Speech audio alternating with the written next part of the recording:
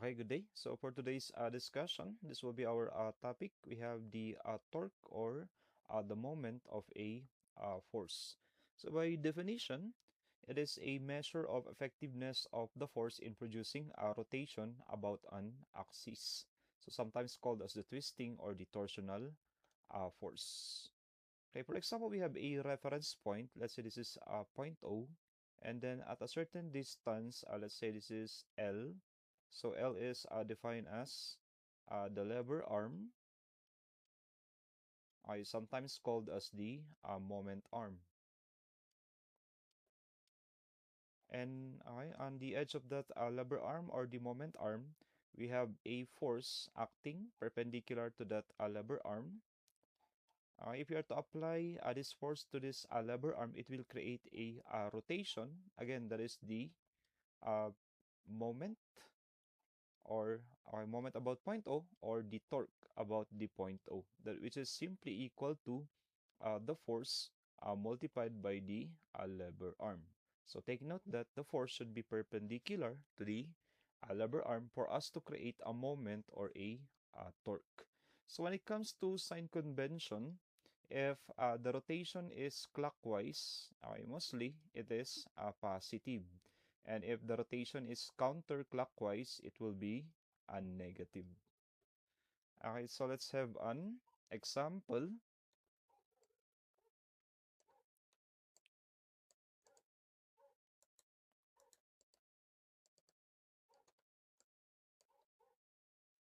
Okay, so for the first example, uh, the given plate in the figure is fixed at point A and is allowed to rotate at this point. So let us solve letter A. So for letter A is find the total torque applied by the forces. So again, we have point O as our reference point. So also in this problem, we have the indicated sign convention. For clockwise, it will be positive. For the counterclockwise, it will be negative. So all we have to do now is for letter A, we do the summation of the torque with respect to point O. So let's have the first force, which is force number one, which is the, that is the 4 newtons. So what is the perpendicular distance of the 4 newtons with respect to point O? The perpendicular distance is 2 meters. That will be its equivalent lever arm. So we have this as 4 newtons multiplied by 2 meters. But if we are to observe, what is the rotation of f sub 1 with respect to point O? Obviously, it will give a counterclockwise rotation that makes this torque to be a negative. And then the next force, we have force number 2, that is 5 newtons. So what is the perpendicular distance from point O to the direction of the 5 newtons? Obviously, we have 2 meters, so this should be 4 meters. So for the second force, we have 5 newtons. Perpendicular distance is 4 meters. So take note, this should be a perpendicular distance. If you are to observe, what is the rotation of the 5 newtons? Obviously, with respect to point O, it will rotate in clockwise direction. So this should be okay, positive. So what about force number 3? So force number 3 is the 6 newtons. So if you are to observe the direction of force number 3, okay, this is the direction of force number 3. It is collinear to our reference point, point O. If a force is collinear to your reference point, the moment or the torque is basically zero since you don't have a lever arm or you don't have a perpendicular distance. But if you are just to add that force number 3, that is simply plus 6, but your lever arm is 0. Okay, again, if a force is collinear to our pivot point, there will be no moment or no torque. So therefore, we'll be having a net torque about point O equal to, this is now negative 8, okay, negative 4 times 2, then plus 5 times 4 is 20. So the total torque or the net torque about point O is equal to that will be 12 Newton meter. Since this is positive, the net torque should be clockwise. Okay, so that will be our answer for letter A. So what about letter B? So for letter B, if f sub 1 is moved at A, okay, will the torque change? Okay, so f sub 1, we are to move f sub 1. Okay, we are now to disregard this F1 equal to 4 newtons acting on this point. We are just to move it at point A, but the same direction, most likely. So you have F sub 1 is equal to 4 newtons. So it will have a new lever arm. The perpendicular distance now will be the same as the 5 newtons. It will be the same as 4 meters. But take note that the rotation is still, okay, if it is now at point A, the rotation is still counterclockwise. So if that will be the case for letter B, okay, we do the summation of torques about point O. So we have that as F sub 1 transferred at point A is 4 newtons. Our new lever arm this time is 4 meters, but still it is counterclockwise. And then plus, there will be no change on F sub 2. The same as A, that is 5 newtons times 4 meters. The same with force number 3, that is still 6 times 0. So the net torque about point O is now negative 16 plus 20. So the net torque at point O will be positive 4 Newton meter. So still positive, which means this rotation is still clockwise. Okay, so that will be for letter B. What about the last question? Okay, we have letter C. So for letter C, if the fixed point was instead at point A, so which means we are to transfer the fixed point instead of point O, that will be at point A, determine the corresponding torque of the forces. Okay, so we may just erase. Okay.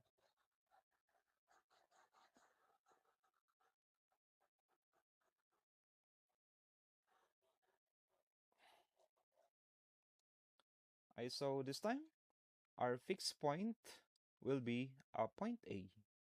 So point A is the fixed point. There will be no moment, okay, from force number 2. Since again, it will be collinear. The same with force number 3. So the only force that will create a moment about point A is force number 1. But if force number 1 is acting to the right, its rotation about point A is actually clockwise. Okay, that will be the only moment or only torque about point A. So we have for letter C, okay, the summation or the net torque about point A is simply 4 newtons multiplied by 2 meters. For 5 newtons, again, it is collinear. It will hit our pivot point. So we don't have a perpendicular distance. That will be 0. The same with force number 3, we have 6 times 0. So the net torque at A, if point A will be the fixed point, we'll be having 8 Newton a meter. So again, if it is positive, its rotation will be clockwise. Okay, so this will be our solution for this example.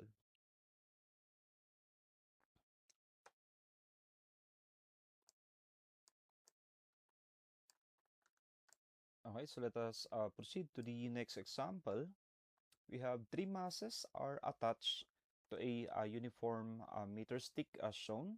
So the mass of the meter stick is equal to 150 grams, and the masses are to the left of the fulcrum, or we have mass 1 50 grams and mass number 2 is 75 grams.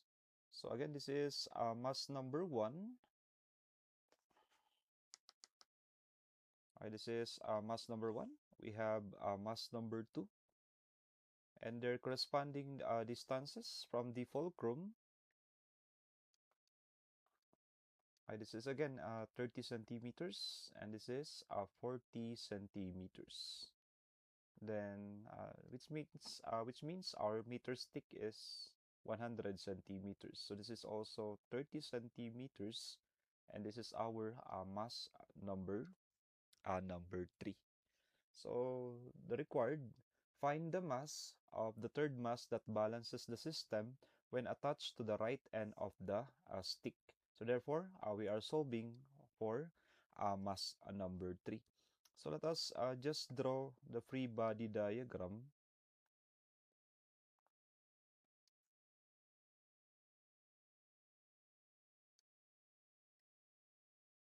Okay, so we have on the left end, that is mass number 1, we have that as 50 grams. So this is 50 grams.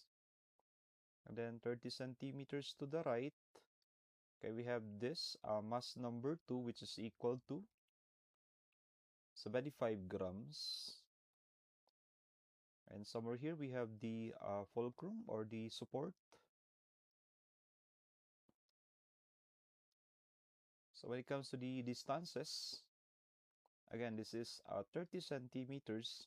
This is 40 centimeters. And on the right,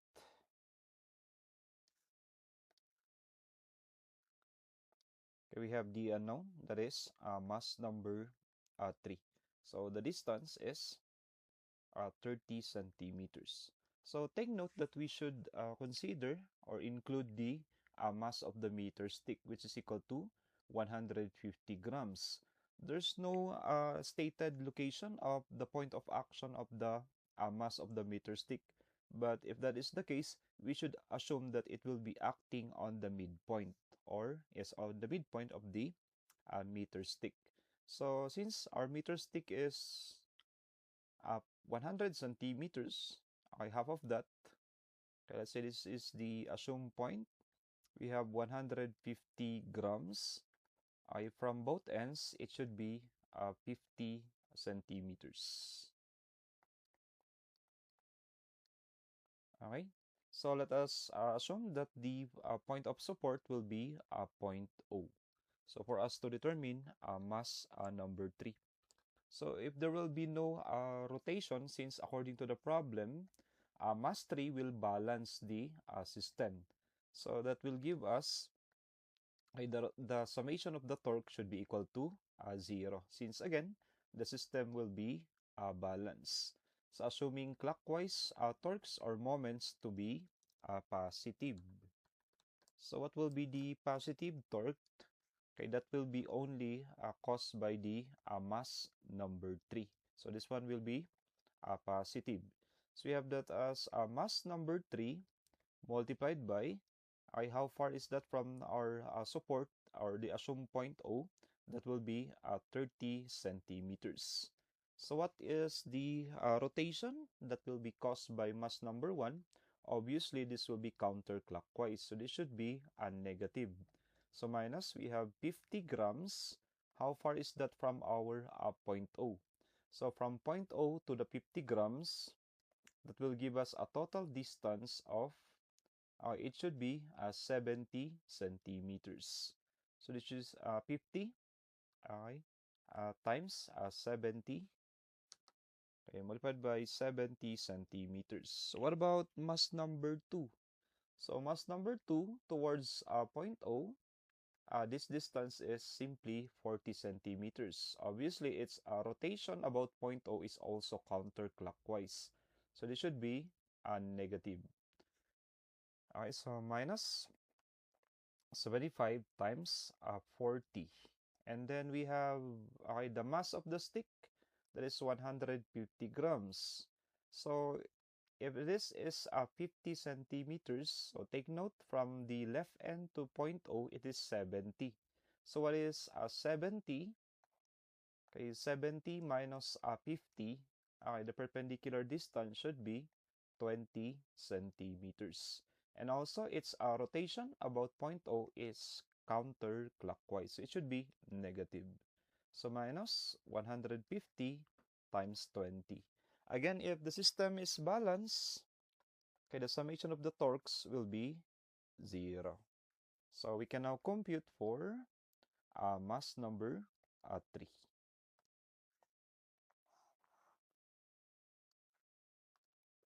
Okay, we have that as 50. Yes, we have 50 multiplied by 70. And then plus we have 75 times 40. And then plus 150 times 20. So we have 9,500. This is to be divided by 30. So we have 950 over 3. Okay, 950 over 3 grams. Or in decimal, we have that as 316.667 grams. So this will be our answer for this example.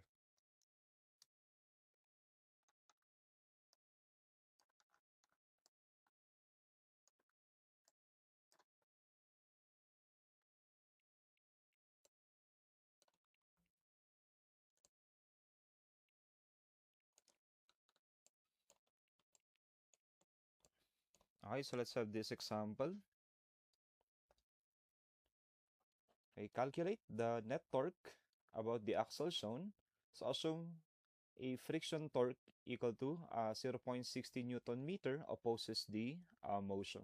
So let's say our reference point or the pivot point will be the center point O. So for the outer circle, we have a radius, which is that will be our outer lever arm equal to 24 centimeters or 0.24 meter. While for the inner circle, we have a radius of 12 centimeters. That will be our inner lever arm equal to 0.12 meter. Then if you are to observe the forces, let's say we have force number 1, this is 18 newtons. About point O, obviously it will give a clockwise rotation. Let's say we have force number 2 is equal to 35 newtons. Obviously, it will give a clockwise rotation. So the same with force number 1. While for the force number 3, the 28 newtons, with respect to point O, obviously its rotation will be counterclockwise. And again, don't forget the friction torque, which is equal to 0.16 Newton meter. So most likely we have two forces that are clockwise. Okay, that will give us a clockwise torque. We have only one force that will give us a counterclockwise torque. So we assume that the rotation of this uh, axle will be clockwise. So if the rotation of the axle will be clockwise, friction will oppose that motion. So let's say the direction of the friction torque should be counterclockwise. So the friction torque is equal to 0.60 Newton meter.